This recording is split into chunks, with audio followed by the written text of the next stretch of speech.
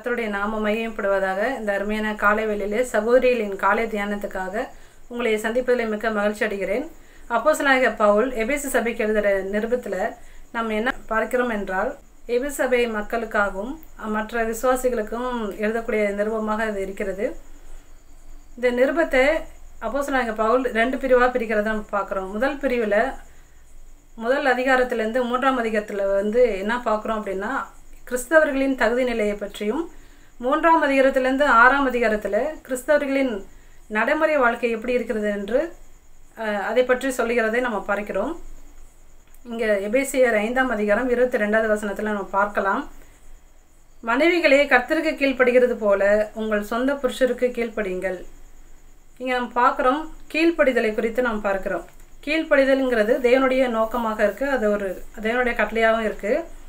கீழ்ப்படிதல் என்பது என்ன என்றால் பார்த்தா, ஒரு அதிகாரத்தில் இருக்கிற ஒரு நபர் அவர் கட்டளையிடும் போது அதை நடைமுறைப்படுத்துவதுதான் கீழ்ப்படிதல்னு பார்க்குறோம். ஏன் நம்ம கீழ்ப்படியணும் அப்படின்னு பார்த்தோம்னா, 1 கொரிந்தியர் 11ஆம் அதிகாரம் 3வது வசனத்தில் நம்ம பார்க்குறோம், ஒவ்வொரு புருஷனுக்கும் கிறிஸ்து தலையாக இருக்கிறார் என்றும், ஸ்திரீக்கு புருஷன் தலையாக இருக்கிறார் என்றும், கிறிஸ்துவுக்கு தேவன் தலையாக இருக்கிறார் என்றும் நீங்கள் அறிய வேண்டும் என்று விரும்புகிறேன்.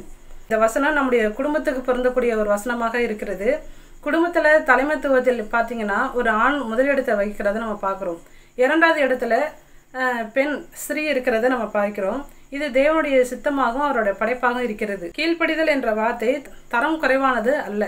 ஏன்னா பிதாவுக்கு எப்படி கிறிஸ்து கீழ்ப்படிந்தாரோ அதே போல மனைவியும் தன் சொந்த புருஷருக்கு கீழ்ப்படிய வேண்டும். பிதாவை காட்டிலும் கிறிஸ்துவானவர் தரத்தில் குறைந்தவர் அல்ல. ஒரு பெண் ஆணை காட்டிலும் தரத்தில் குறைந்தவள் அல்ல. ஒரு பெண் ஆணை காட்டிலும் திறமை மிக்கவர்களாக இருக்கலாம். இதில் நாம் பார்த்தோம்னா அவளோட படிப்பு காரியங்களையும் பார்க்கலாம், அவளோட வேலை ஜாப்லேயும் நம்ம பார்க்கலாம். மன வலிமையில் ஒரு ஆணை காட்டிலும் பெண் வலிமை மிக்கவளாக இருக்கிறத நம்ம பார்க்குறோம். அதுபோல் அவள் அன்பு செலுத்துவதிலும் ஒரு ஆணை காட்டிலும் உயர்ந்தவளாக காணப்படலாம். ஆனாலும் இங்கே தேவன் என்ன கட்டளையிட்டிருக்கா அப்படின்னா, மனைவிகள் கர்த்தருக்கு கீழ்ப்படியது போல தங்கள் சொந்த புருஷருக்கு கீழ்ப்படிய வேண்டும். இது தேவனுடைய கட்டளையாக இருக்கிறது. இன்றைக்கி எத்தனையோ பேர் நம்ம பார்க்குறோம், எத்தனையோ மனைவிகள் இன்றைக்கி உண்மையாக கணவருக்கு கீழ்ப்படுகிறாங்களா அப்படின்னா, இன்றைக்கி அநேகர் என்ன செய்கிறதில்ல, கீழ்ப்படுகிறது இல்லை. இது தேவன் நமக்கு கொடுத்த கட்டளைங்கிறது என்ன செஞ்சிடறாங்க, மறந்து போகக்கூடியவர்களாக இருக்கிறாங்க. ஆனால் இன்றைக்கி நம்மளோட வேதத்தில் நம்ம பார்க்குறோம், அநேக ஸ்திரீகள் கீழ்ப்படியாத ஸ்திரீகளை குறித்து நம்ம அநேகரை பார்க்கலாம். எடுத்துக்காட்டாக பார்த்தீங்கன்னா ஏவாளை குறித்து நம்ம பார்க்குறோம். ஏவாளை சர்பம் அவளோட நம்ம பேசும்போது அவள் என்ன செஞ்சா, அந்த தலைமைத்துவத்தை அவள் எடுத்துக்கிட்டா. அவள் என்ன செஞ்சுருக்கணும், ஆதாம்கிட்ட அவள் கேட்டிருக்கணும், இந்த பழத்தை சாப்பிடலாமா வேண்டாமா, அந்த உரிமையை என்ன செஞ்சுட்டா, அவளே அந்த உரிமையை எடுத்துக்கொண்டா. அது மூலம் தான் இந்த உலகத்தில் பாவம் உள்ளே வந்தது என்று நம்ம பார்க்குறோம். இன்றைக்கி கீழ்ப்படியாமல் இருக்கிறதுனால அநேக குடும்பத்தில் எவ்வளோ பிரச்சனைகள், எத்தனையோ குடும்பம் உடைந்து போயிருக்கிறது. அதுபோல் நாம் என்ன செய்யணும், பெண்களாகிய நாம் தேவனுடைய கட்டளைக்கு நாம் என்ன செய்யணும்னா கீழ்ப்படிய வேண்டும். இன்றைக்கி கீழ்ப்படிந்த ஸ்திரீகள் அநேகரை நம்ம இருக்கிறாங்க. அதேமாதிரி நீதிமொழிகளை நம்ம வாசிக்கிறோம். நீதிமொழிகள் 31ஆம் அதிகாரம் 30வது வசனத்தை நம்ம பார்க்கும்போது, அங்கே கர்த்தருக்கு பயப்படுகிற ஸ்திரீயே புகழப்படுவாள் என்று நம்ம பார்க்குறோம்.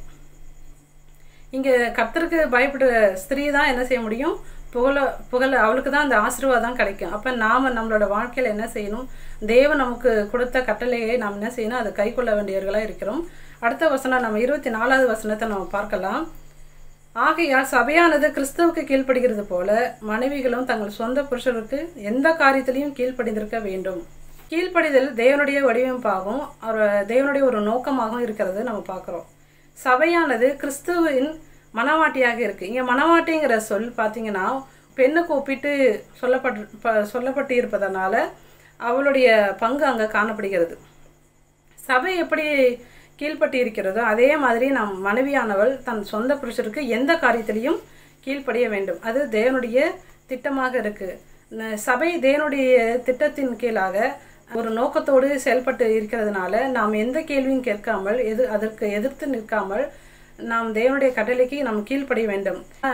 தேவனுடைய சித்தம் இல்லாத காரியங்கள் அவங்க வந்து செயல்படுத்தும் போது சொல்லும்போது அதுக்கு நாம் என்ன செய்ய வேண்டாம், கீழ்ப்படிய வேண்டாம். ஆனால் பொதுவாக ஒரு அவிசுவாசியாக இருந்தாலும் அவங்களுக்கு பொதுவான பணிவிடையை செய்கிறதுல நாம் என்ன செய்ய வேண்டும், நாம் வந்து கீழ்ப்படிய வேண்டும். தேவனுடைய திட்டம் அங்கே நிறைவேறதை நம்ம பார்க்க முடியும். அடுத்த வசனம் நம்ம பார்க்குறோம். 33வது வசனத்தில் கடைசி லாஸ்ட் வரி நம்ம பார்க்கும்போது, மனைவியும் புருஷனிடத்தில் பயபக்தியாக இருக்க கடவுள். கணவனுக்கு கொடுக்கக்கூடிய ஒரு மரியாதையாகவும் இருக்கிறது, அது கனத்திற்குரியதாகவும் இருக்கிறது. இன்றைக்கி எத்தனையோ பெண்களை நம்ம பார்க்கிறோம். இன்றைக்கி தன் சொந்த கணவரை அவர்கள் எப்படி அழைக்கிறார்கள் என்று நாம் நம்ம நினைத்து பார்க்கும்போது நம்ம யோசித்து அதை நம்ம பார்க்க வேண்டும். நம்ம எந்த அளவுக்கு நம்ம கணவருக்கு நம்ம மரியாதை செலுத்துகிறோம், எந்த அளவுக்கு அவர்கள் மரியாதையோடு நம்ம நடத்துகிறோங்கிறத நம்ம சிந்தித்து செயல்படுவோம். நம்ம வேதத்தில் நம்ம பார்க்குறோம் ஒரு ஸ்திரியை குறித்து. 1 பேதுரு 3ஆம் அதிகாரம் 6வது வசனத்தை நம்ம பார்க்கலாம். அந்தபடியே சாராள் ஆபிரகாமை ஆண்டவன் என்று சொல்லி அவனுக்கு கீழ்ப்படிந்திருந்தாள். இங்கே நம்ம பார்க்குறோம், சாராள் தன் கணவனை ஆண்டவனே என்று அழைக்கிறாள். சாராள் தன் இருதயத்தில் தலைமைத்துவத்தில் ஆண் இருப்பதாக அவள் அறிந்தவளாய், தேவனுடைய கட்டளைக்கு அவள் கீழ்ப்படிந்தவளாய், தன் கணவருக்கு அவள் என்ன செய்தால், கீழ்ப்படிந்தவளாய் காணப்படுகிறார். தன் கணவரை ஆண்டவனே என்று மரியாதையோடு அங்கே அழைக்கிறத நம்ம பார்க்குறோம். நாம் எந்தளவுக்கு தன் கணவருக்கு கொடுக்க வேண்டிய கணத்தை நம்ம கொடுக்குறோமோ அப்போது அந்த குடும்பத்தில் அங்கே அன்பு தேவ பக்தியாக இருக்கிறத நம்ம பார்க்குறோம். அப்படி நம்ம அன்போடு நம்ம செயல்படும் போது, தேவனுடைய கட்டளைக்கு நம்ம கீழ்ப்படிந்து நம்ம நடக்கும்போது அந்த குடும்பத்தில் பிரிவினை வராது, சண்டை வராது. நீயா நானாங்கிற போட்டி வரும்போது அந்த போட்டி அந்த இடத்துல ஏற்படாது. ஏன்னா அந்த அன்பு தேவ பக்தியாக அங்கே இருப்பதுனால, நாம் தேவனுடைய வார்த்தைக்கு நம்ம கீழ்ப்படியதுனால அங்கே பிரச்சனைக்குங்கிறது வேலைக்கு இடமில்லாமல் இருக்கும். நாம் இப்படி நம்ம தேவனுடைய கட்டளைக்கு நாம் கீழ்ப்படியும் போது அந்த சண்டை வராது, பிரிவினைங்கிறது வராது, நீயா நானாங்கிற போட்டி அங்கே ஏற்படாது. ஏன்னா இந்த உலகத்திலேயே நம்ம வந்து பரலோக வாழ்வை நம்மளால் வாழ முடியும். நம்ம பரலோக வாழ்வை வாழ வேண்டும் என்றால் நம்ம ஒருவருக்கொருவர் அன்பு செலுத்தக்கூடியவர்களை நாம் காணப்பட வேண்டும். இது தேவனுடைய கட்டளைங்கிறத நாம் ஒவ்வொருவரும் உணர வேண்டும். பெண்களாகிய நாம் வந்து அடிமைகள் என்று நம்ம நினைக்கக்கூடாது. தேவனுடைய கட்டளைக்கு தான் நம்ம கீழ்ப்படுகிறோம். இது நம்ம ஒவ்வொருவரும் நாம் உணர்ந்து நம்ம செயல்படுவோம். இந்த வேத வசனத்திலிருந்து நாம் கர்த்தருக்கு நாம் கீழ்ப்படியக்கூடியவர்களாகவும், நம் கணவருக்கு மரியாதை கொடுக்கக்கூடியவர்களாகவும் கனப்படுத்தக்கூடியவர்களாகவும் நாம் வாழ்ந்து தேவனுடைய ஆசீர்வாதத்தை நாம் ஒவ்வொருவரும் பெற வேண்டும். இந்த உலகிலே பரலோக வாழ்வை நம்மளால் வாழ முடியும். முதலாவது நாம் தேவனுடைய கட்டளைக்கு கீழ்ப்படிய வேண்டும் என்று நாம் சிந்தித்தோம்.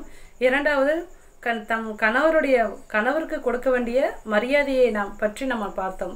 இதன்படி நாம் தேவனுடைய சித்தத்தையும் அவருடைய கட்டளைக்கு நாம் கீழ்ப்படிந்து தேவனுடைய ஆசீர்வாதத்தை நாம் ஒவ்வொருவருக்கும் கர்த்தர் கிருபை செய்வாராக.